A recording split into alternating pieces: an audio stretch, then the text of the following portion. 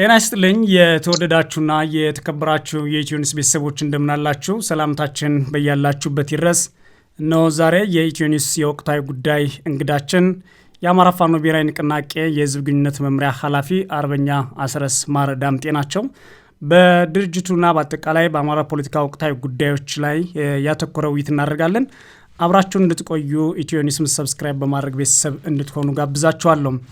አርበኛ አስረስ ማረ እንኳን ወደ ኢትዮኒውስ በድጋሚ በሰላም መጣ። አመሰግናለሁ። እንኳን ደህና ቆያችሁኝ። መልካም አመሰግናለሁ አስረስ። በዛሬው ዕለት በተለይ ዛሬና ትላንትን ጨምሮ እንደዚሁም በዚህ ሳምንት በተለያዩ ቦታዎች በአጠቃላይ በዚህ 10 ቀናት በተለይ በጎንደር፣ በጎጃም፣ በወሎ የተለያዩ ቦታዎች ላይ ሰራዊታችሁና ድርጅታችሁ ድል አድርገናል ይላል። እነዚህ ድል አድርገናል የሚሉ መግለጫዎች በብዛት ይወጣሉ። የቁጥር መግለጫዎችም በብዛት ይወጣሉ። ነገር ግን ብዙዎቹ እነዚህን ጉዳዮች የተለመደና ቀለል አድርገው ሲያቸው እንመለከታለን። ለመሆኑ ዛሬን ጨምሮ በጎጃም ያለውና ባለፉት 10 ቀናት ውስጥ ያለውን ሁኔታ እናንተ ድል ስትሉት በምን ደረጃ ነው ድል የምትሉት? በተጨባጭ ምናልባት የሚገለጹ ቁጥሮች ሲኖሩ ይሆን? አመሰግናለሁ። እንግዲህ ልክ ነው። በጥላት ላይ ምት በአሳረፍክ ቁጥሩ ምንም ይሁን ምን ድል ያው ድል ነው። ነገር ግን ተደጋግሞ ከመነገሩ የተነሳ እና ጆሮ ለጆሮ የተለመደ ከመሆኑ የተነሳ እንደዚህ አይነት ነገሮች ጥያቄ ሆነው ሊመጡ ይችላሉ። ላለፉት 3 ዓመታት በተደረገው ጦርነት በርካታ የአብይ አህመድ ሰራዊት በመከላከያ መለዮ ስም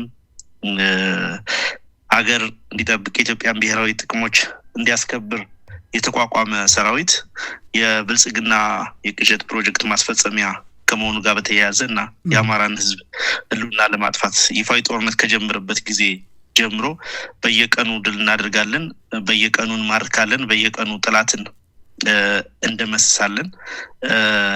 ሙሉ በሙሉ አገዛዙ ከመንበረ ስልጣኑ ስላልተወገደ ያለውን እድል ተጠቅሞ በተለያየ ጊዜ በተለይ ኢትዮጵያ ውስጥ ካለው የኢኮኖሚ ሁኔታ አንጻር በጣም በርካታ ወጣቶችን ለዕለት ፍጆታቸው ለዕለት ጉርሳቸው የሚያስቡ ወጣቶችን ከተለያየ ቦታ እየሰበሰበ አልፎ አልፎም ከማረሚያ ቤቶች ጭምር እያፈሰ መልሶ ወደ ማሰልጠኛ በማስገባት እግረኛ ሰራዊቱን እንደገና እያሟላ በመዋጋቱ ምክንያት ነው እንግዲህ በተደጋጋሚ ውጊያዎች እየተደረጉ ያሉት። ባለፉት 3 ዓመታት በተደረገው ውጊያ ነባሩና አብዛኛው ተዋጊ ኃይል ተደምስሷል፣ ተዳክሟል። አዳዲስ ወጣቶችን አዳዲስ እግረኞችን እያመጣ ነው እየተዋጋን ያለን። ባለፈው 10 ቀን ውስጥ በበርካታ ቦታዎች የአፋብን ሰራዊት በርካታ ድሎችን ተጎናጽፏል። በወሎ፣ በጎንደር፣ በሸዋ፣ በወለጋ፣ በጎጃም በሁሉም አካባቢዎች ተከታታይ ድሎች ሲመዘገቡ ነበረ።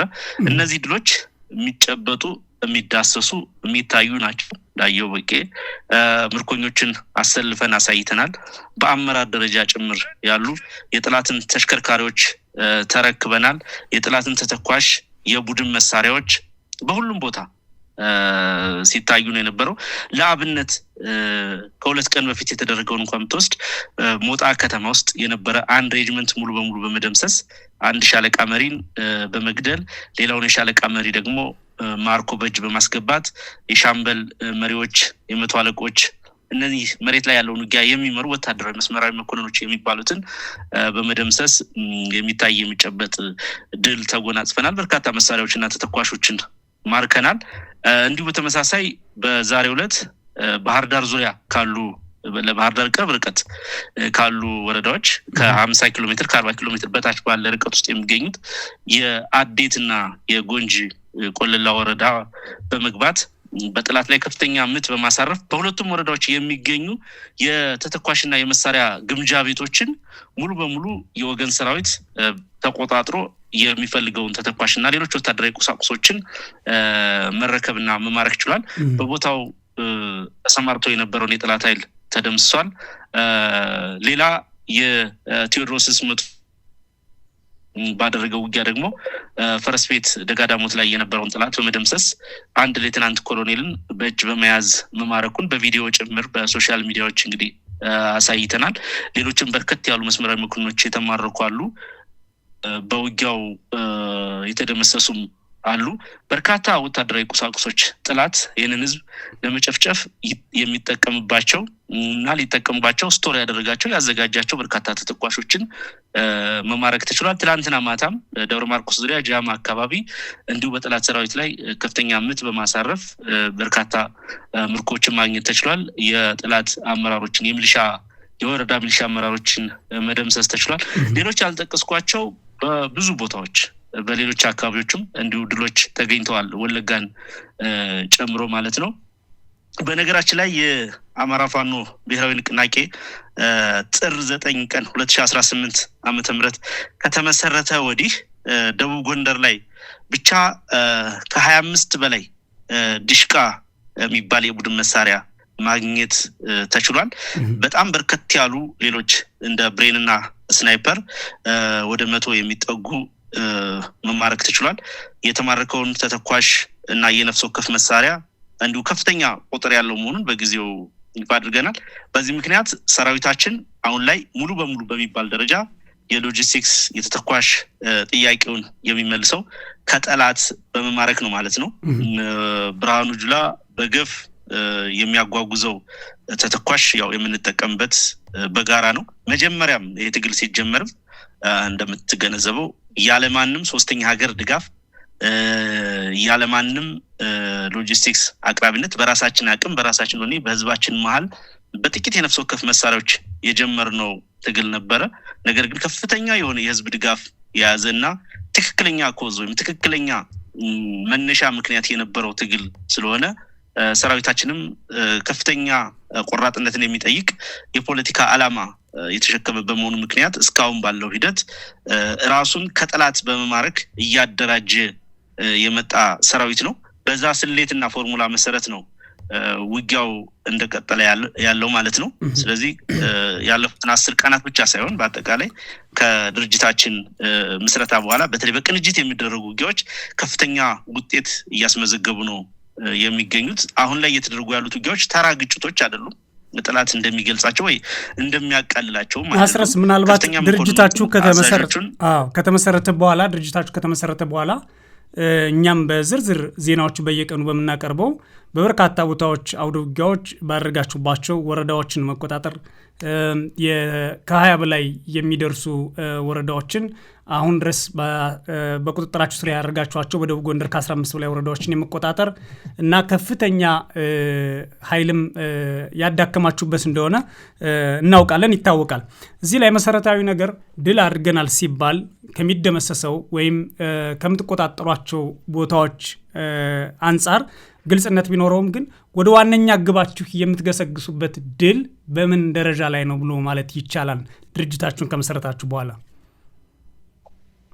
እንግዲህ ወደ ዋነኛው ድል ከመድረሳችን በፊት በትጥቅ ትግል ሂደት መታለፍ ያለባቸው ፌዞች አሉት። የመጀመሪያው ሂደት እንግዲህ አንድ የትጥቅ ትግል ድርጅት ወይም አንድ ሸማቂ በጣም ትልቅ ጉልበት ግዙፍ ኢኮኖሚ የሚያንቀሳቅስ በጣም በርካታ ህዝብ የሚመራ በመንግስትነት ደረጃ ያለ ዓለም አቀፋዊ እውቅና ያለውን ኃይል ነው አንድ ሸማቂ ኃይል የሚገጥመውና የመጀመሪያው ከባዱ ፈተና ሰርቫይቭ ማድረግ ነው፣ መመከት መቻል ነው። እሱን በሚገባ በጣም በአጭር ጊዜ በጣም በፍጥነት በአስደናቂ ሁኔታ ተሻግረናል። እውነት ለመናገር አሁን እየተደረጉ ያሉት ውጊያዎች ምናልባት ሰራዊታችን በመካናይዝድ ደረጃ የተደራጀ ኃይል ስለሌለው ካልሆነ በስተቀር እየተደረጉ ያሉት ውጊያዎች በመደበኛ ውጊያ ወይም በኮንቬንሽናል ጦርነት ደረጃ የምትገልጻቸው ናቸው። ጠላት 3 ሬጅመንት 4 ሬጅመንት አሰልፎ በክፍለ ጦር ደረጃ አሰልፎ የሚዋጋውን ውጊያ ነው እያሸነፍን እየማረክን እያንበረከክን ያለነው። በአንድ የደፈጣ ውጊያ በ100 ሺህ የሚቆጠር ተተኳሽ ልታገኝ አትችልም። ብዙ ጊዜ የደፈጣ ውጊያዎች አነስተኛ ቁጥር ያለው ኃይል ላይ ነው ተግባራዊ የሚደረጉት። በአንድ የደፈጣ ውጊያ አንድን የወረዳ ከተማ አንድን ስትራቴጂክ ቦታ ልትቆጣጠር አትችልም። ስለዚህ መደበኛ ውጊያዎች ናቸው እየተደረጉ ያሉት። ሆኖም ግን በተለይ በዚህ ዘመን ካለ አገዛዙ ወይም መንግስታት ከሚኖራቸው የአየር ኃይል የበላይነት በተለይ ደግሞ ከድሮን እና ሌሎች ዲጂታል መሳሪያዎች አኳያ የሚኖር ያለመመጣጠን ሂደት ነው ሁኔታውን ገጥቶ የያዘው እንጂ ወደ መጨረሻው ምዕራፍ መሸጋገር የምንችልበት ደረጃ ላይ ነን። ይሄን የምንለው ለምንድን ነው? ሰራዊታችን በየትኛውም አሃድ ውስጥ ያለው ሰራዊት ከፍተኛ የሆነ የስነ ልቦና የበላይነት አለው።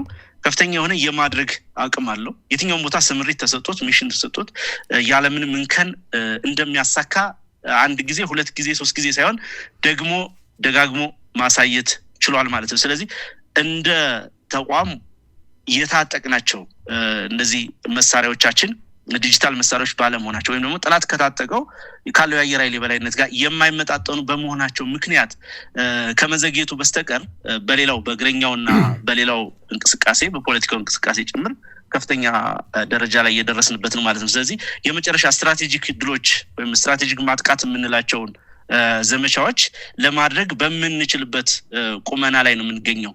ተወደደም ተጠላም አጠገባችን ያለው ሰራዊት ያገዛዙ ዘበኛ ነው። የኢትዮጵያ ዘበኛ አይደለም፣ የኢትዮጵያ ጦር አይደለም፣ የብልጽግና ዘበኛ ነው። ስለዚህ አጠገባችን ያለውን ያገዛዙን ጠባቂ ኃይል ካሽመደመድን በኋላ ነው ወደ ዋናው ቦታ ልንሸጋገር የምንችልና እሱን ለማሳካት በርብርብ ላይ ነው የምንገኘው። ስለዚህ ወደ ዋናው ድል የሚወስደንን መንገድ በትክክለኛው ሀዲድ ላይ እየተጓዝንን ያለ ነው ማለት ነው።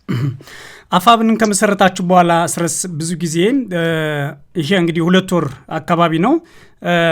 በሌሎች አካባቢ የነበሩ የአደረጃጀት ልዩነቶችን የአመራር ምደባዎችን እና ሌሎች ጉዳዮችን እስከ ቅርብ ጊዜ እስከ ከትላንት ወዲያም ድረስ ያሳወቃችሁበት አለ።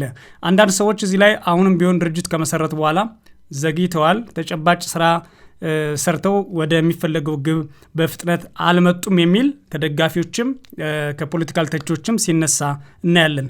በትክክል ድርጅታችሁ አሁን ያለበት ቁመና ወጥ የሆነ ሰራዊት ከመገንባት አንጻርና ጥያቄዎችን አንጥሮ አውጥቶ ከሌሎች ኃይሎች ጋራ ከመደራደር አንጻር ከማቅረብ አንጻር ምን ደረጃ ላይ ነው ያለው ማለት ይቻላል?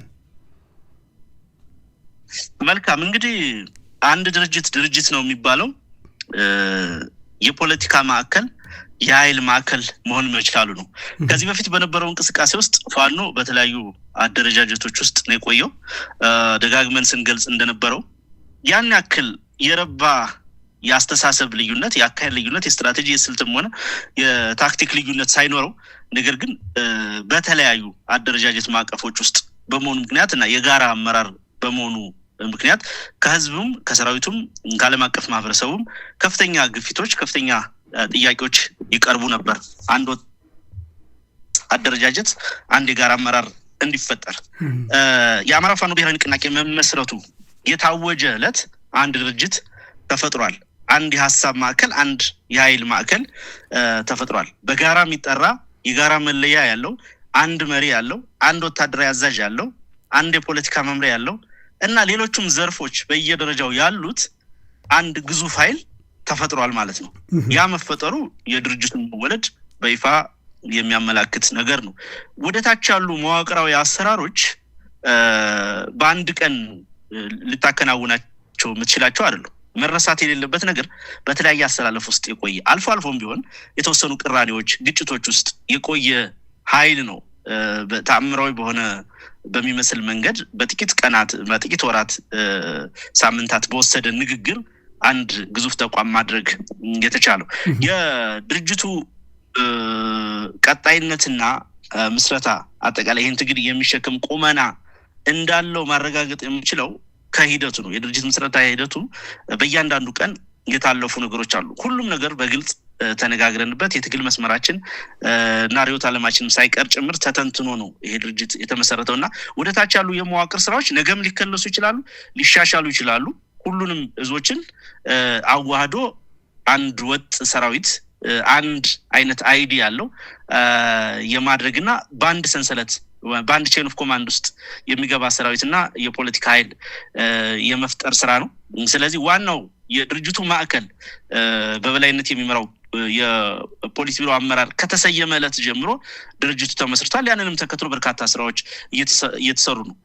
ለአብነት ደቡብና ማዕከላዊ ጎንደር የተገኙት አስደናቂ ድሎች የመጡት ሁለቱ የቀድሞቹ የበላይ እዝና የጎንደር ጠቅላይ ግዛት እዝ በጋራ ውጊያ በማድረጋቸው የተገኙ ድሎች ናቸው። ከዛ በፊት በዛ ልክ ተመሳሳይ ድሎች ተገኝተው አያውቁም። ሸዋም በተመሳሳይ በጋራ ስራዎች እየተሰሩ ነው።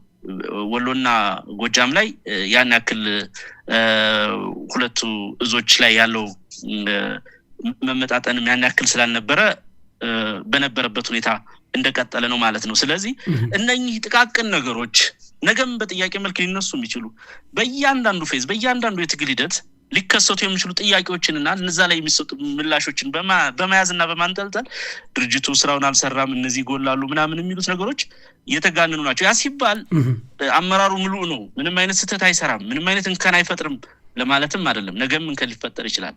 በነገራችን ላይ የምንመራው የትጥቅ ትግል ነው።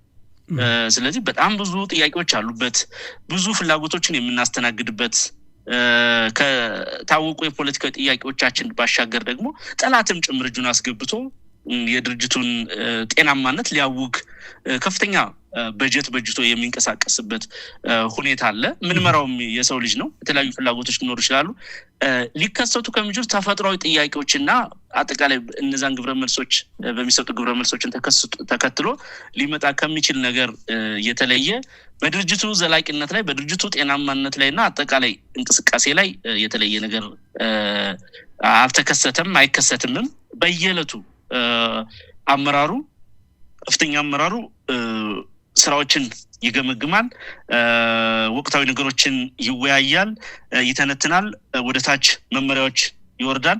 በዛ መሰረት ተግባራዊ እየተደረገ ነው ያለው። ስለዚህ ድርጅቱ በትክክል ስራ እየሰራ መሆኑን የምናረጋግጥበት ይሄ ነው። በእውነት ለመናገር በዲፕሎማሲም በፖለቲካዊ መስክም በብዙ መንገዶች በጣም ውጤታማ ስራዎች እየተሰሩበት ወቅት ላይ ነው የምንገኘው። በሁሉም ማዕዘናት የሚገኘው ሰራዊታችን በአንድ ጉዳይ ላይ ተመሳሳይ አቋም በመያዝ ለዛ አቋም ደግሞ ተመሳሳይ ትግበራ በማድረግ ይሄንን በተጨባጭ ማሳየት ችለናል ማለት ነው። ለምሳሌ እንደው በዚህ በዲፕሎማሲም በሌላም ነገር ብትመለከት እስካሁን ተደርጎ በማይታወቅ ሁኔታ አንድ የኃይል ማዕከል በመፍጠራችን ምክንያት የትኛው ከፋኖ ትግል ጋር ኢንጌጅመንት እንዲኖረው የሚፈልግ በቀጠናው የሚንቀሳቀስ ኃይል ሆነ ሌሎች ዓለም አቀፍ ኃይሎች ግንኙነታቸው በአንድ ማዕከል ሆኗል። በውጭ ጉዳይ መምሪያው በኩል በሊቀመንበሩ በኩል እና በሌሎች በኩል መልካም ግንኙነቶች እየተደረጉ ነው የሚገኙት።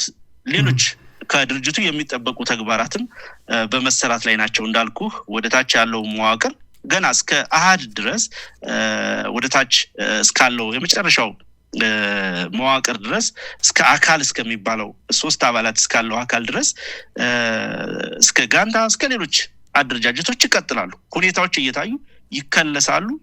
አዳዲስ የኃይል ስምሪቶች ይሰጣሉ። ይሄ ተፈጥሯዊ ሂደቱን ተከትሎ የሚቀጥል ነገር ነው ማለት ነው። ምናልባት አስረስ ይሄ እንግዲህ ከግንቦት 2017 እስከ ጥር 2018 በወሰደው ድርጅቱን የማዋለድ ሂደት ውስጥ ዋና ተሳታፊ ሆነ ነበር። በነበሩ ታዛቢዎችም ያንተ ተሳትፎና አንተ ድርጅቱን በማዋለድ ሂደት ውስጥ ከሌሎች ጓዶች ጋር ሆነ የነበረው ተሳትፎ ግልጽ እንደነበረና ለዛ ማድነቆት ሲሰጡ ጭምር በሚዲያ ተሰምቷል። አሁን እዚህ ላይ እንዲህም ሆኖ ይህ ድርጅት ፕሮግራም አውጥቶ ርዕዮተ ዓለሙን አሳውቆ በዛ ሂደት ውስጥ ደግሞ የውጭ ጉዳይና ሌሎች አቋሞችን ወይም ደግሞ ፖሊሲ የሚሆኑ የድርጅቱን ግልጽ ነጥቦች እስካሁን ድረስ አላሳወቀም። ግን በዚህ ሂደት ውስጥ እነዚህን ማሳወቅ ባይቻል እንኳን እነዚህን ለማወቅ የሚፈልጉ ትብብር የሚፈልጉ የዲፕሎማሲ ስራ የሚፈልጉ ሰዎች እና ድርጅቶች፣ ሀገራት ወይም ደግሞ ስለናንተ በግልጽ መረዳት የሚፈልጉ ደጋፊ ያልሆኑ ተችም የሆኑ ሰዎች በጠላት ውስጥም ያሉ በተለያየ መንገድ ቁጭ ያሉ ሰዎች እንደሚጠብቁ ይታወቃል። ይሄን የማድረጉ ስራ በምን ሂደት ላይ ነው ብለህ ታስባለህ? መልካም እንግዲህ እውነት ለመናገር የአማራ ፋኖ ብሔራዊ ንቅናቄን ስንመሰረት ሰፊ ጊዜ ወስደን ከተነጋገርንበት ጉዳይ አሁን ያነሳቸውን ነጥቦች የሚመለከት ነው። ማህበራዊ መሰረታችን ምንድነው? ኢትዮጵያን ህልውና በምንድን ነው የምንተረጉመው? እንዴት ነው የምናየው? የአማራ ህዝብ ትግል በምንድን ነው የሚገለጸው? ትግሉስ ድል አደረግን የምንለው መቼ ነው? በምን መንገድ ይቋጫል? ከሌሎች የኢትዮጵያ ፖለቲካ ኃይሎች ጋር ምን አይነት ትብብር ይኖረናል? ከውጭ ኃይሎች ጋር ምን አይነት ትብብር ይኖረናል? የማናልፋቸው ወይም የማይታለፉ ምንላቸው መስመሮቻችን ምንድናቸው? ኮምፕሮማይዝ የምናደርግባቸው ጥያቄዎች የትኞቹ ናቸው? የአማራ ህዝብ የማንነት የወሰን እና ሌሎች ትኩስና አንገብጋቢ የሚባሉ አጀንዳዎች ላይ የሚኖረን አቋም ምንድነው? በኢትዮጵያ በአጠቃላይ ፖለቲካ ታሪክ ጭምር ያለን መረዳትና እይታ ምንድነው? ምን እንፈልጋለን? ምን ለማድረግስ ነው የምንታገለው? የአማራ ህዝብ የህልውና ጥያቄ ስንልስ ምን ማለታችን ነው? የህልውና ጥያቄያችን አደጋ ላይ ወድቋል ስንልስ ምንድነው? እንዴት ይመለሳል? በሚሉት እና ሌሎች ተያያዥ ጉዳዮች ላይ በዝርዝር ሰፊ ውይይት አድርገን ነው ይሄ ድርጅት የተመሰረተው። እነዚህ ሰፊ ውይይት የተደረገባቸው ነጥቦች በሰነድ ጭምር ተዘጋጅተው የተቀመጡ ናቸው። እነኚህ በሰነድ የተቀመጡት ፖለቲካዊ አጀንዳዎች ደግሞ በቀድሞዎቹ ሁለቱ ድርጅት የበላይ አመራሮች ጭምር ታምኑባቸው እየተደረጉባቸው በእያንዳንዱ አመራር እንዲያውቃቸው የተደረጉ ሁኔታዎች ናቸው። የሚቀረው ነገር ቢኖር እነኚህን ነገሮች ወደ ፖለቲካ ፕሮግራም፣ ወደ ርዕዮተ ዓለም፣ ወደ ማኒፌስቶ መልክ መቀየር። መሰረታዊ ሐሳብ ለውጥ የለም፣ ኦሬዲ ተነጋግረን የጨረስነው ጉዳይ ነው። ነገር ግን ለፓብሊክ ዲስኮርስ በሚያመች መንገድ፣ ለፖለቲካ ተንታኞች በሚያመች መንገድ ቅርጽ ሰጥቶ አዘጋጅቶ ይፋ የማድረግ ጉዳይ ነው ቀሪው ስራ ማለት ነው። እሱ በፖለቲካ መምሪያው በኩል በጣም በፍጥነት እየተከናወነ ነው ያለው። እንግዲህ እንደምታውቀው እንዲህ አይነት ሰነዶች በየጊዜው ምትቀያይራቸው አይደሉም።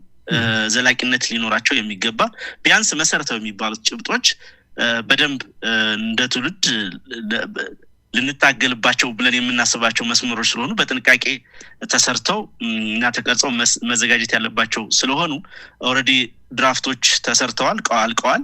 እነሱን ፋይናላይዝ አድርጎ ለሚዲያው ለፓብሊክ ዲስኮርሱ ማድረስ ነው የሚቀረው ስራ ማለት ነው።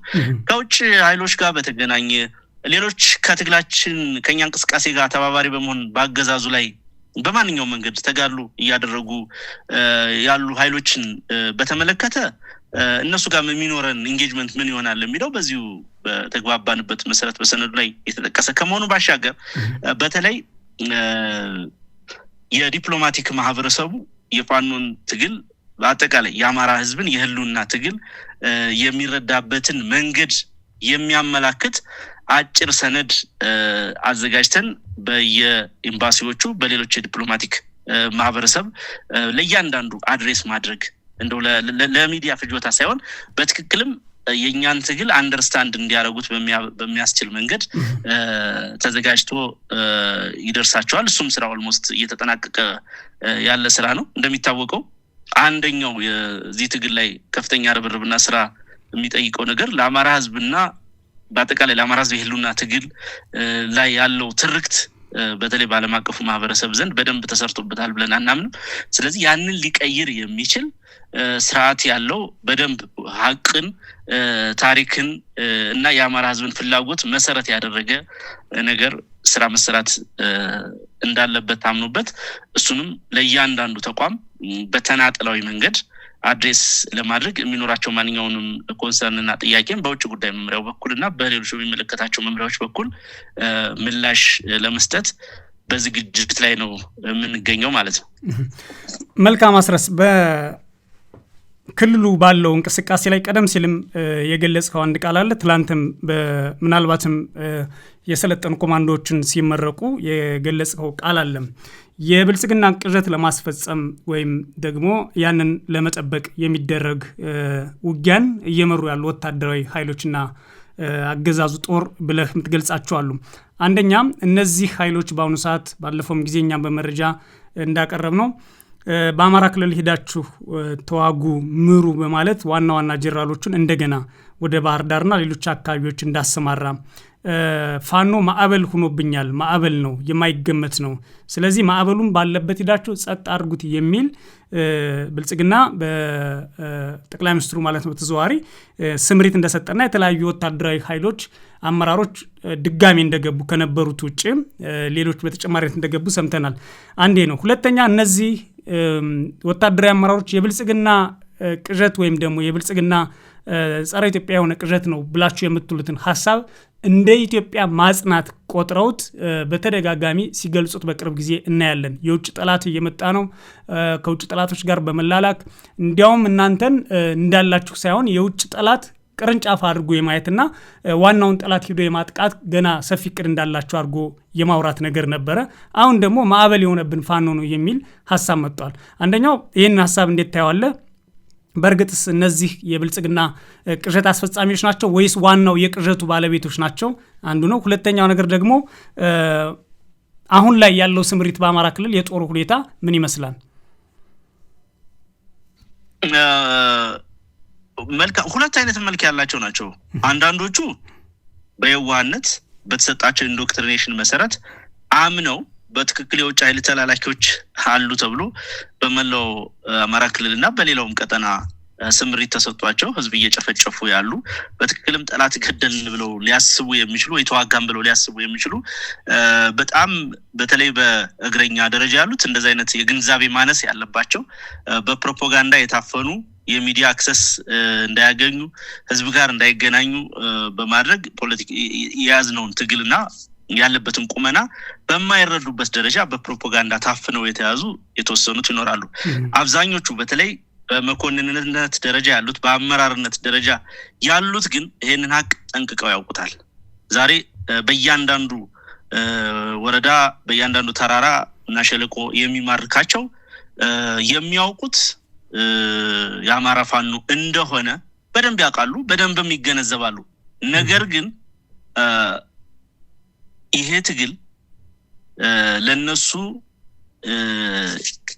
የሀብት ማካበቻ መንገድ የሆናቸው ናቸው። አብዛኞቹ ሰራዊቱ መከላከያ ሰራዊት ስም ያለው የአብይ አህመድ አረመኔ ሰራዊት በየቦታው ስምሪት በሚወስድበት ጊዜ እንዲዘርፍ የተፈቀደለት ጀነራሎቹና ከፍተኛ መኮንኖቹ ዱባይ ህንጻ ለመስራት፣ አክሲዮን ለመግዛት፣ አዲስ አበባ ቦታ ለመግዛት፣ ኮንዶሚኒየም ለመግዛት፣ ቤት ለመስራት የሚሯሯጡ ናቸው።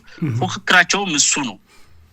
ዝቅ ያሉት ደግሞ እንደየደረጃቸውና እንደየአቅማቸው በተንቀሳቀሱበት ቦታ ሁሉ ለፍቶ ሰርቶ የሚኖረው በተለይ የንግዱን ማህበረሰብ በመያዝ በማስገደድ ለረሽን ነው በማለት ጉድጓድ በማስቆፈር ከያንዳንዱ ግለሰብና ነጋዴ በመቶ ሺዎች በሚሊዮኖች ገንዘብ እየተቀበሉ የሚሰበስቡ ለቤተሰባቸው የሚልኩ ናቸው።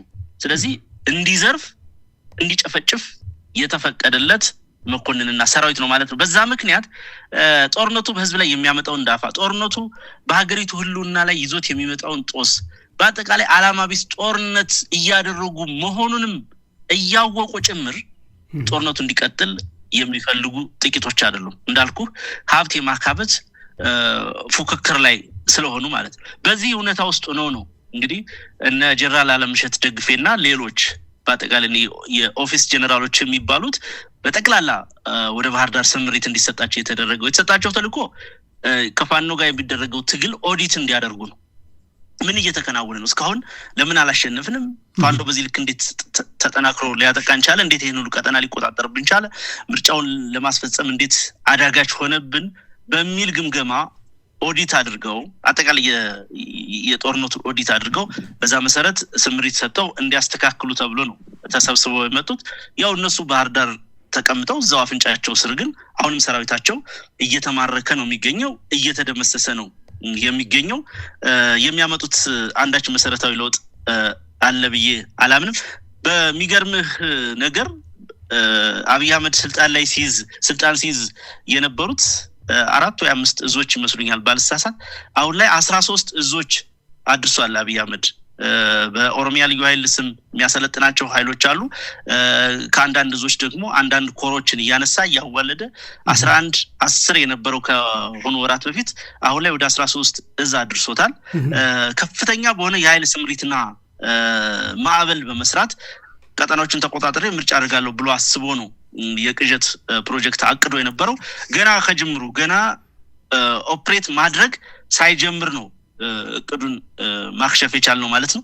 አሁን በእያንዳንዱ ቦታ በእያንዳንዱ ቀጠና ሰራዊታችን በከፍተኛ ዝግጅት እየጠበቀው ነው። የመማረክ የመደምሰስ ተተኳሽ ማርኮ የማምጣት ፉክክር ውስጥ ነው ያሉ አሃዶቻችን። አንደኛው ኮር ድል አድርጎ ይሄኛው ኮር ኮሎኔል ማርኳል፣ ይሄኛው ኮር ሻለቃ ማርኳል፣ የኛ ኮር ደግሞ ጀነራል መማረክ አለበት፣ የኛ ኮር የኛ ክል 100,000 ተተኳሽ ማግኘት አለበት የሚል በጣም የሚደንቅ እና በሚገርም ወኔ ደረጃ ላይ ያለ ሰራዊት ነው አሁን ያለው በሁሉም ቀጠና። ይሄ ቀረ የምትለው ነገር የለም። ለምሳሌ አብይ አህመድ ጃዊ ላይ ብቻ ትላንትና ከትላንት ወዲያ በተከታታይ 2-3 ቀናት ተከታታይ የጀት ድብደባዎችን ሲያደርግ ነበር። አንዳችም ለውጥ ማምጣት አልቻለም። በቀጠናው ያሉ ሀዶቻችን በነበሩበት በሙሉ ቁመናቸው ትግሉን በጽናት እየታገሉ ነው ያሉት። 4 ተዋጊ ጀቶች ነው ያሉት አብይ አህመድ ያክ 130ን ጨምሮ ሌሎች ጀቶችም አሉ። እነኚህን በሙሉ እየተጠቀመ ነው ያለው። ከዚህ በፊት በነበሩት ጦርነቶች ሁሉ ተጠቅሞ በማያውቅበት ደረጃ የአየር ኃይሉን እየተጠቀመ ነው። ከዩናይትድ አረብ ኤሚሬት በውሰት ያመጣቸውን ዘመናዊ አካንቺ ድሮኖች በሁሉም አካባቢ ስምሪት እየሰጠ ሌት ከቀን ሰራዊታችን ላይ ጉዳት ለማድረስ ብር ያደረገ ነው። ይሄን ሁሉ አድርጎ ይሄን ሁሉ ግረኛ አሰማርቶ ሙሉ የሀገሪቱን በጀት የሜጋ ፕሮጀክቶች በጀቶችን በሙሉ አጥፎ ለጦርነት ፍጆታ እየዋለም ሰራዊቱን ማትረፍ አልቻለም። እስካሁን እንግዲህ እንደው በሌላ ቋንቋ እንግለጸው ከተባለ አብይ አህመድ አዲስ አበባና ዙሪያውን የያዘ አንድ ኃይል ነው ብለህ ልትገልጸው ነው የምትችለው። ወለጋን በከፊል አማራ ክልልን በአብዛኛው ከ90% እና ከዛ በላይ በሚሆን ደረጃ በፋኖ ቁጥጥር ስር ነው ያለው። ወለጋም ከፊሉ በኦሮሞ ነጻነት ሰራዊት በከፊሉ ደግሞ በፋኖ ቁጥጥር ስር ነው የሚገኘው። ስለዚህ አብይ አህመድ እዚህ ላይ አስረስ ወለጋን በተመለከተ አንስቼ ማለት እንፈልገው የወለጋን ፋኖ በተመለከተ በአፋፍ ሚኒስትር ሲጠቃለልም እንደው ዜናዎችም ስንሰራ ሰዎች የሚሰጧቸው እና የሚያነሳቸው ግልጽ የሆኑ ጥያቄዎች አሉ። ሪሊ በወለጋ ያለው የፋኖ ኤግዚስታንስ ምን ይመስላል? ምንድነው? በወለጋ ፋኖ አለ።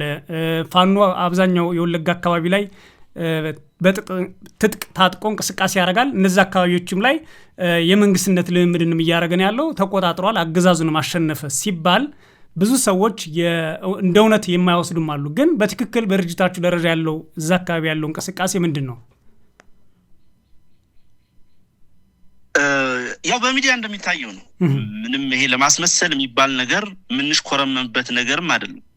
ያ ህዝብ በከፍተኛ ሁኔታ ጭፍጨፋ የተደረገበት ምናልባትም የአማራ ህዝብ የህልውና አደጋ ውስጥ መግባቱ አንዱ ነጸብራቅ ሆኖ የሚታይበት ቀጠና ነው። መተከል ቀጠና፣ ወለጋ ቀጠና ሲከናወኑ የነበሩ ጭፍጨፋዎች ላለፉት 7-8 ዓመታት ዓለም የሚያውቀው ሀቅ ነው። በጅምላ የተቀበርንበት ወገኖቻችን ሴቶች፣ አዛውንቶች፣ ህፃናት በግፍ የተጨፈጨፉበት ቀጠና ነው። እነኚህ በግፍ ቤተሰባቸው የተጨፈጨፈባቸው እና ሊጨፈጨፉ ደግሞ ዳር ላይ የደረሱ ወጣቶች በራሳቸው አቅም በራሳቸው ጉልበት ያለማንም አጋዥነት ራሳቸውን አደራጅተው ራሳቸውንም በፋኖ ስም ጠርተው በሚገባ ጥላትን እየቀጠቀጡ ነው። እዚህ ላይ አንድ በደንብ ግንዛቤ ሊወሰድበት የሚገባው በወለጋ የሚንቀሳቀሰው ኃይል ከወለጋ ህዝብ ጋር ኢንክሉዲንግ የኦሮሞ ህዝብን ጨምሮ መልካም ግንኙነት ያለው በአብዛኞቹ ቦታዎች በበርካታ ቦታዎች በወለጋ የሚኖረው የኦሮሞ ህዝብ ድጋፍ ጭምር የሚያደርግለት መረጃ የሚሰጠው የሎጂስቲክስ ድጋፍ የሚያደርግለት ሲርበው የሚያበላው ሲጠማው የሚያጠጣው ህዝብ ነው። ከህዝብ ጋር አንዳችም አይነት ቅራኔ ያለው ኃይል አይደለም። አንድ ደግሞ በደንብ ሊጤን የሚገባው ነገር የኃይል የተደራጀ መሆኑ የኃይል ዓላማ ያለው እንዲሆን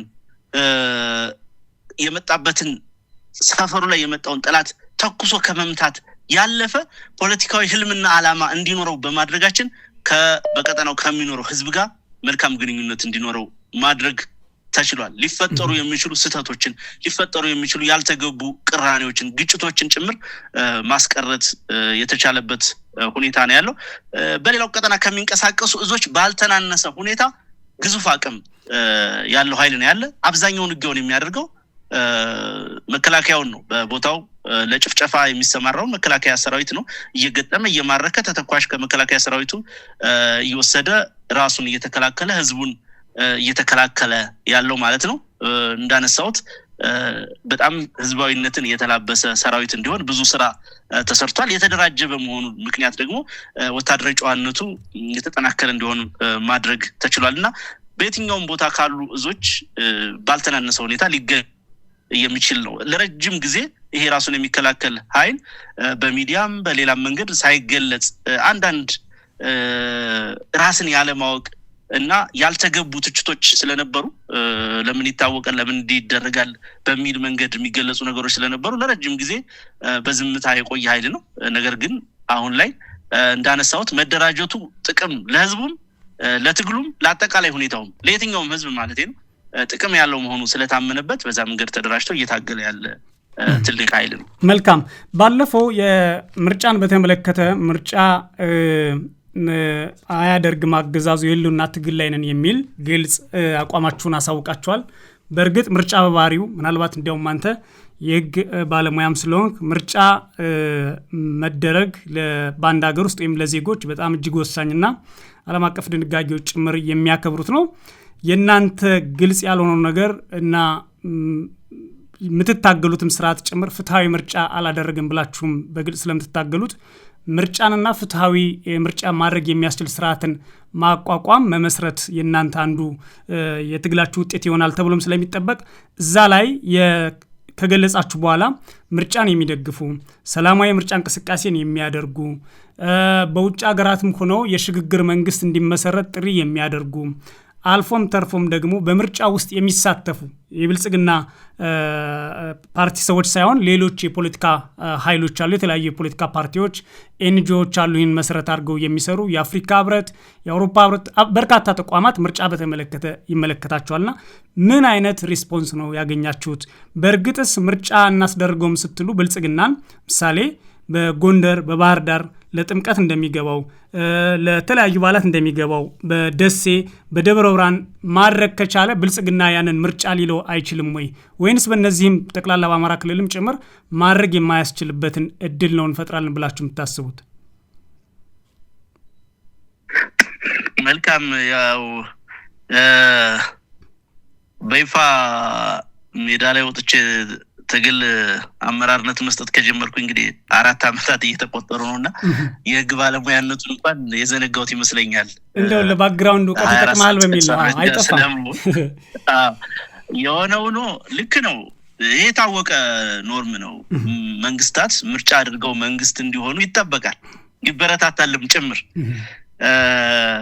ነገር ግን ነባራዊ ሁኔታው ያንን ለማድረግ የሚያበቃ ነው ወይ? አጠቃላይ ሁኔታው አንድን ህዝብ ህልውናውን ነፍገህ እንግዲህ ይሄ ምርጫ እንዲደረግ የሚፈልግ የትኛውም ዓለም አቀፍ ተቋም የዲሞክራሲ ተቋም ሊሆን ይችላል፣ የሰብአዊ መብት ተቋም ሊሆን ይችላል።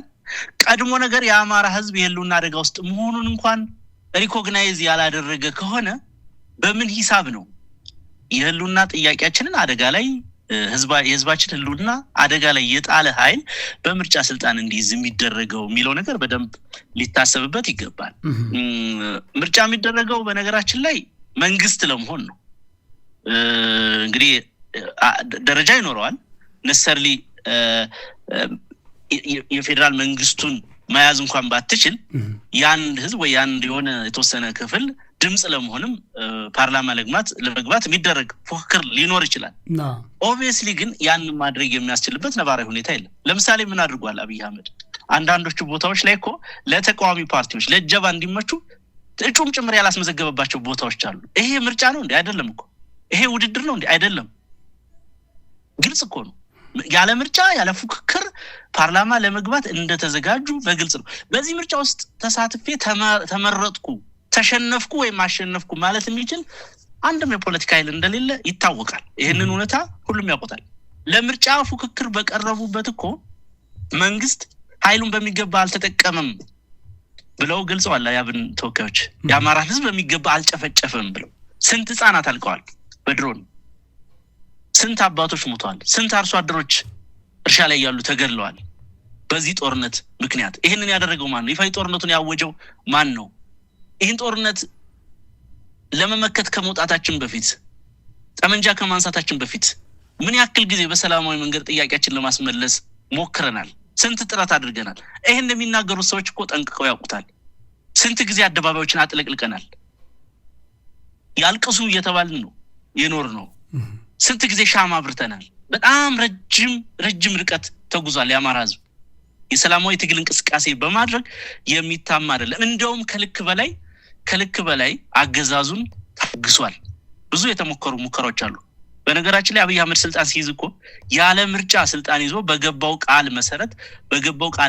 መሰረት አምነ ነው እኔን ጨምሮ ብዙዎቹ ደግፈነዋል። በጊዜው እኮ የለውጥ ተስፋ አለ በሚል ስሜት ሀገሪቱ ተስፋ ይዛለች ብለን፣ ነገር ግን ያ የማጭበርበር ስልት በጥቂት ወራት ውስጥ ተገልጦ መልሶ ቡራዩ ላይ አዲስ አበባ ላይ ጭፍጨፋ ሲጀምር መልሰን ተቃወም ነው።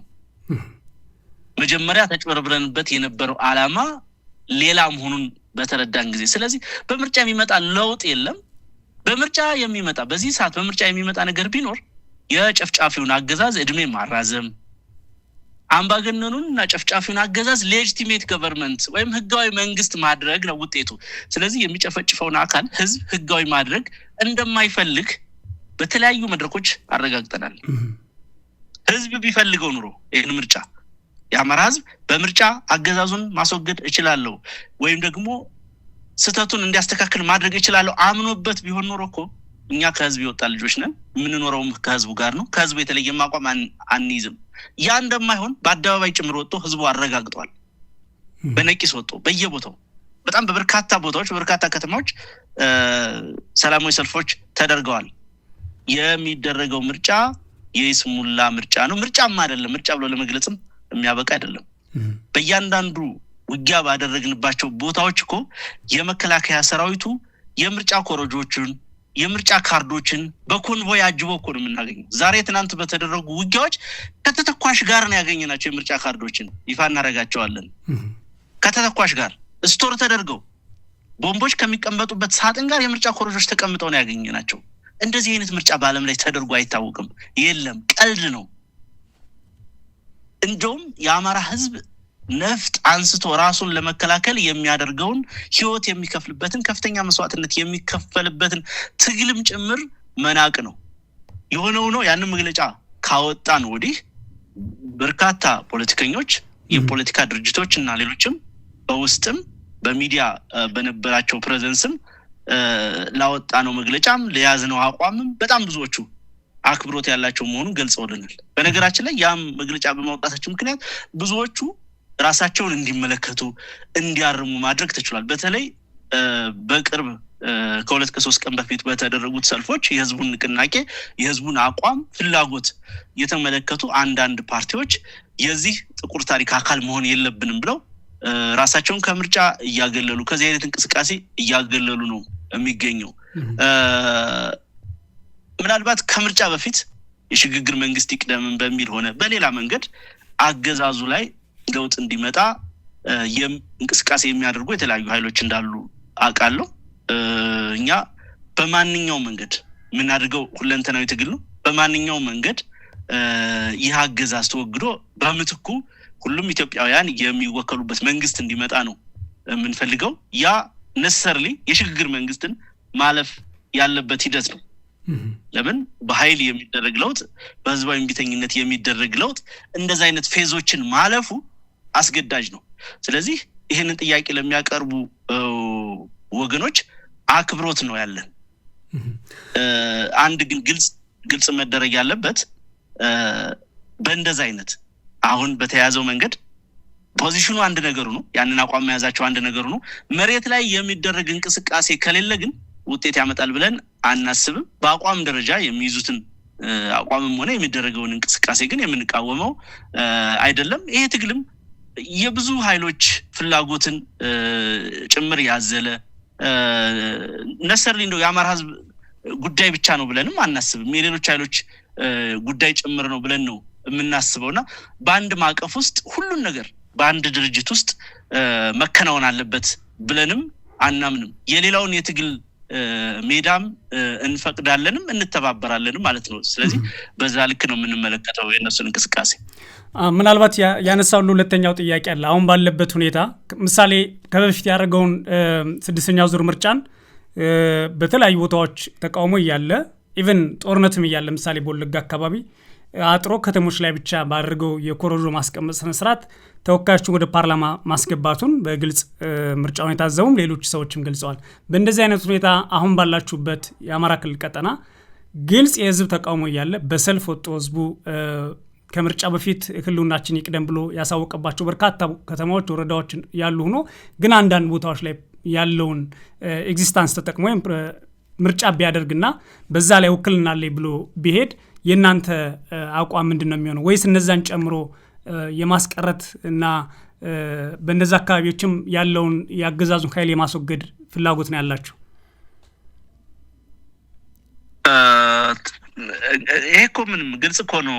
በቃ ለመሰለ አገዛዙ በነገራችን ላይ ሁሉንም የአማራ ክልል ከተሞች ብንቆጣጠርም አማራ ክልል ተመርጫለሁ ብሎ ይፋ ሊያደርግ ይችላል። አያደርጉም ብለህ ማሰብ አትችልም። ከዚህ ያልተናነሰና ከዚህ ተመሳሳይ የሆነ ነገር ሲያደርጉ የኖሩ ሰዎች ናቸው። ከስንት ዓመት በፊት ነው የኢትዮጵያን ህዝብ ነዳጅ አግኝተናል ብለው ያስጨበጨቡት? የባህር በር አግኝተናል ብለው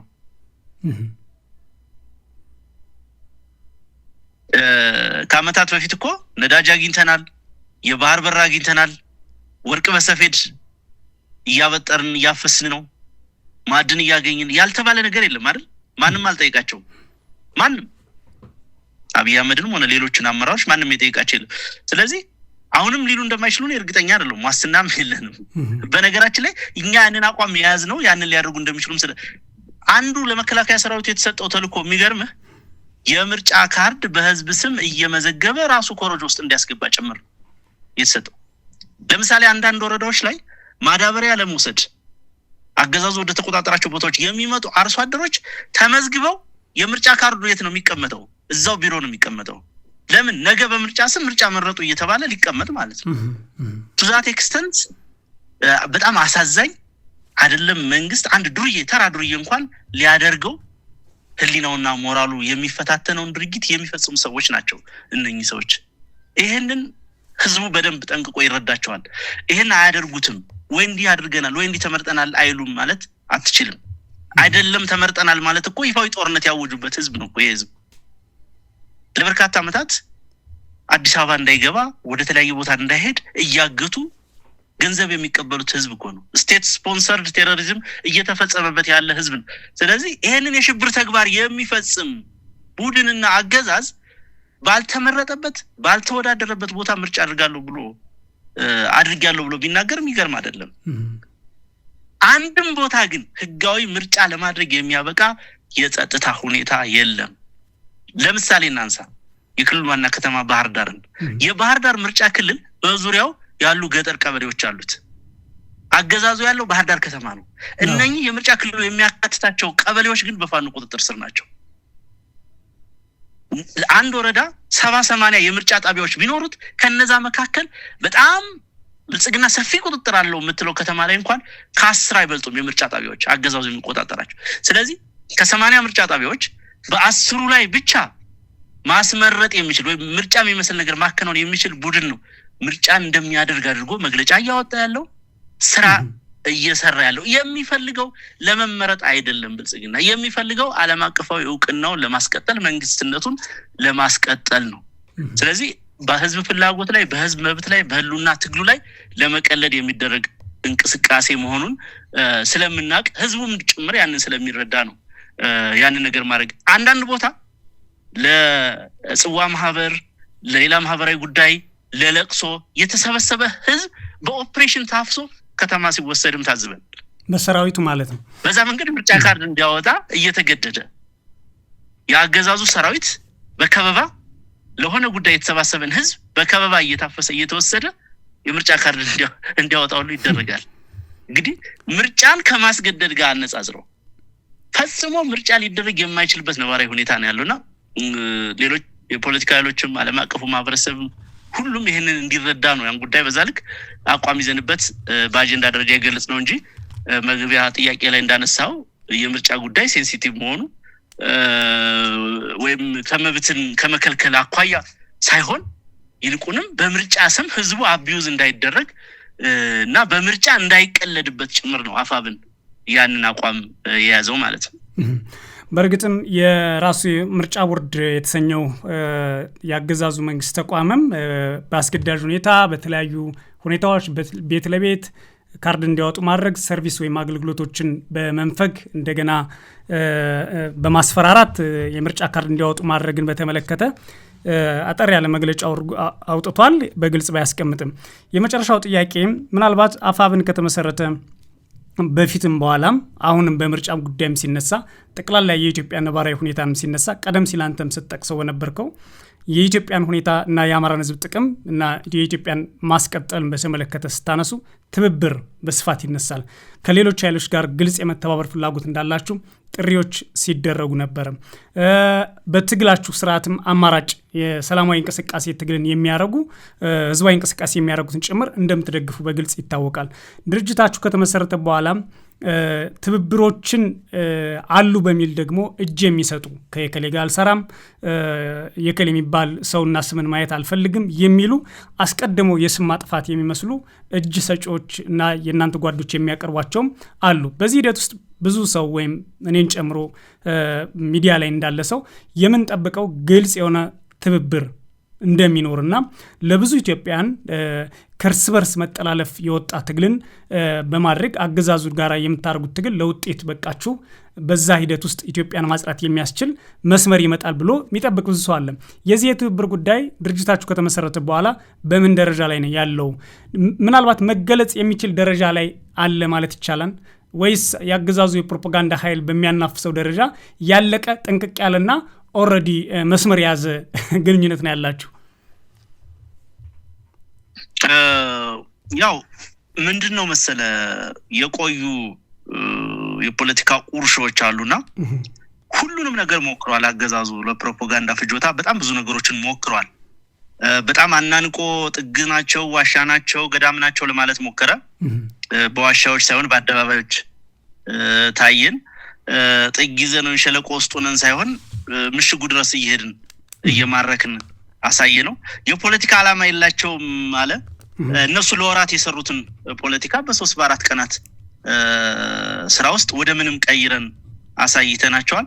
ሐሳባቸውን መግለጽ አይችሉም ማለት ሙሉ የፕሮፓጋንዳ መዋቅሩ ለወራት ለሳምንታት በፕሮፓጋንዳ ማሽኖቹ የሰራውን ስራ በአንዲት አጭር ቃለ ምልልስ ወይም በአንዲት አጭር መግለጫ ባዶ አድርገን ማሳየት ይችላል። ስለዚህ ሂዶ ምንድነው ማድረግ የፈለገው ከዚህ በፊት ስልጣን ላይ የነበረውን ኃይል ህዋትን ጨምሮና ሌሎችን ኃይሎች የነሱ ተላላኪ ናቸው የተሳኩ ወታደራዊ ኦፕሬሽኖች ስናደርግ እንኳን ለጀነራል ምግበይ ለሌሎች በመስጠት በጣም ብዙ ትርክቶችን ሲሰራ በነገራችን ላይ ይሄ በራሱ በብልጽግና ካድሬዎች ጭምር የሚቀለድበት ነገር ነው። ወጣው ጀነራሎቹ ወይም ደግሞ የድርጅቱ የብልጽግና የፒአር ሰዎች ያንን ሲናገሩ ራሳቸው የብልጽግና ካድሬዎች ሁሉ ይስቃሉ። በዚህ ለምን ያውቃሉ ማን እንደመጣ ማን ምን እንደሰራ ዘመቻ አደማሊ ማስተዋወስ ትችላለህ። ምኒልክዝ ምን እንደሰራ ሌሎችን በጎጃም በጎንደርም የተሰሩ የጎንደሩን የደቡብ ጎንደሩን ዘመቻ ማስተዋወስ ትችላለህና እነኚህን ሁሉ ስራዎች ማን አቅዶ ማን እንደሚፈጽማቸው ይታወቃል። የአማራ ፋኖ ባለፉት 3 አመታት በርካታ ትልልቅ ማረግ የሌላቸው ኮከብ ያልደረደሩ ነገር ግን በጣም የዳበረ የውጊያ ልምድ እና ስምሪት መስጠት የሚችሉ መኮንኖችን ማፍራት ችሏል። ራሱ ትግሉ የፈጠራቸው ራሱ ህዝቡ የፈጠራቸው ልጆች በሚመሩት ውጊያ ነው ይሄን እንድል ያገኘን ያለ ነው። ስለዚህ የመጨረሻ የፕሮፓጋንዳ ምሽጉ ያደረገው ብልጽግና የሻቢያ ተላላኪ ናቸው፣ የህወሓት ተላላኪ ናቸው፣ የግብጽ ተላላኪ ናቸው የሚለው ነው። ይሄ የኖረ ነው። በነገራችን ላይ ያረጀ ያፈጀ ፕሮፓጋንዳ ነው። 2013 ነው 2012 ይመስለኛል በአጣዬና አካባቢው ከፍተኛ ቃጠሎ በደረሰበት ጊዜ አንድ ትልቅ የተቃውሞ ሰልፍ መርጬ ስርፊት በነበርኩ ጊዜ አንዱ የተከሰስኩበት ክስ የክስ መዝገቡ ላይ ፖሊስ ያቀረበው ክስ መዝገብ ላይ ለግብጽ መንግስት በመላላክ ይል ነበርና እንዴ እነዚህ ሰዎች አብደዋል እንደዚህ ይባላል ብለህ እንኳን አይደለም ጠመንጃ ይዘን ማለት ነው። ስለዚህ ይሄ የተለመደ ቋንቋ ነው። እየከዱ የሚሄዱት ልጆች ይሄንን ትርክት እንዲናገሩ እንዲገልጹ ስምሪት ስለተሰጣቸው የሚናገሩት ነገር ነው እንጂ በተጨባጭ እንደዛ አይነት ነገር ኑሮ አይደለም። ባይዘው ይደግፋቸዋል ያሰማሯቸዋል ተብለን የምንጠረጠርባቸው ድርጅቶችና ግለሰቦች አሁን ባለው ነባራዊ ሁኔታ ከአማራ ፋኖ ብሔራዊ ንቅናቄ የበለጠ አቅምም ያላቸውም አይደሉም። በግልጽ መታወቅ ያለበት አንዱ ከዚህ በፊት በምሬት ስናገር እንደነበረው አንዳንዱ በጥላት ጎን ያልተሰለፈ ነገር ግን ትግሉን የሚፈልግና ይሄንን የሚጠራጠር ማን ራሱን ያለማወቅ ራስ በቅነቱን ማንነቱን አማራነቱን ታጋይነቱን ወኔውን በነበረ የፖለቲካ ሂደትና ትርክት ምክንያት ያጣ ነው ይሄንን የሚጠራጠረው በየጓዳው በየሰፈሩ የተደራጀ ኃይል ምን እንደሰራ ያወቀና እየታየ ለሆነ አካል ይላላካሉ ብሎ የሚታሰብበት መንገድ ይሄ ፈጽሞ ስተት ነው። ጠላት የሚያወራው የከዱ ልጆች የሚያወሩት ግን መደበቂያ ፈልጋል የፕሮፓጋንዳ ምሽግ ስለሆነ እነሱ ያንን ተናገሩም አልተናገሩም ግን አፋብን ከሌሎች የኢትዮጵያ ፖለቲካ ኃይሎች ጋር መተባበር የሚገባ መሆኑን ያምንበታል። ኢትዮጵያ ዕጣ ፈንታ አማራ ፋኖ ብሔራዊ ንቅናቄ ብቻውን መበየን አለበት ብለን አናምን። በልኩ ሁሉም ለዚህ ሀገር ባለቤት ነው ብለን እናምናለን። በባለቤትነቱ ልክ ደግሞ ሀገሩን ከአረመኔ አገዛዝ በመንጠቅ የተሻለች ሀገር ማድረግ እንዳለበትም እናምናለን። ብቻችንን ለትግሉ ዋጋ ከፍለን ብቻችንን ኢትዮጵያን ዕጣ ፈንታ ከምንወስን ይልቅ በጋራ መስዋዕትነት ከፍለን በጋራ አገዛዙን ማስወገድ አለብን የሚል የጸና እምነት ስላለን ተደጋጋሚ ጥሪዎችን እናደርጋለን። አንዱ በዚህ ጉዳይ ላይ ይነሳ የነበረው ትችት ፋኖ አንድ ወጥ ድርጅት ሳይኖረው አንድ ተቋም ሳይኖረው ከሌሎች ኃይሎች ጋር መተባበር አይችልም፣ ከሌሎች ኢትዮጵያውያን ጋር በጋራ መቆም አይችልም የሚል ነበር።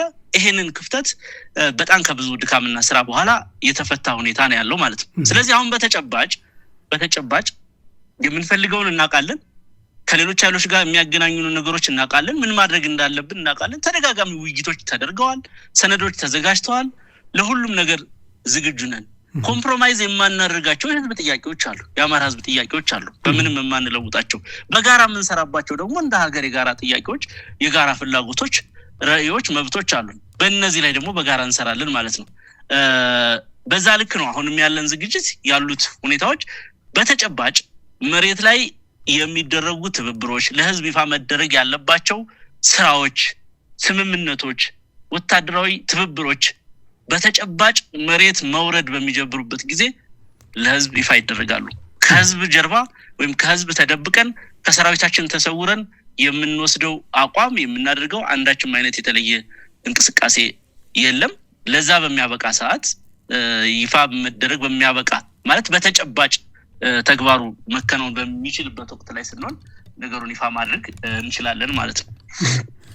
አርበኛ አስረስ ማረ የአፋብን የህዝብ ግንኙነት መምሪያ ከኢትዮ ኒውስ ጋር ለነበረ ቆይታ ከልብ አመሰግናለሁ። መልካም ጊዜ እመኝልሃለሁ። አመሰግናለሁ። ተመልካቾቻችን የነበረን ወቅታዊ የኢትዮ ኒውስ ቆይታችን በዚህ ያጠናቅቃል። በሌላ ፕሮግራም እስክንገናኝ ድረስ መልካም ጊዜ እመኝላችኋለሁ።